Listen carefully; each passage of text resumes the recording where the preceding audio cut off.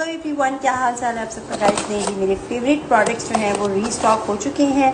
Mother nature की ये है जी पिसी हुई लाल मिर्च। उसके अलावा ये है जो कटर मिर्च होती है। I usually use this kind of मिर्च इन माई।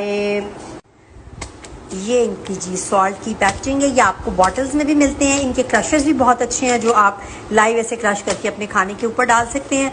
क्वालिटी बहुत अच्छी है और प्योर विदाउट किसी केमिकल के हैं, तो दिस इज़ रियली हेल्प। यार इस गर्मी में ना ये इतना इम्पोर्टेंट है ना इसबगोल। एक तो ये इसबगोल का छिलका ठंडा होता है, आपके गट के लिए बहुत अच्छा होता है। और ये आप इसमें जामुन शीरी भी डाल सकते हैं, लेकिन मैं तो नहीं डालूंगी। इसमें आपको साथ शरबत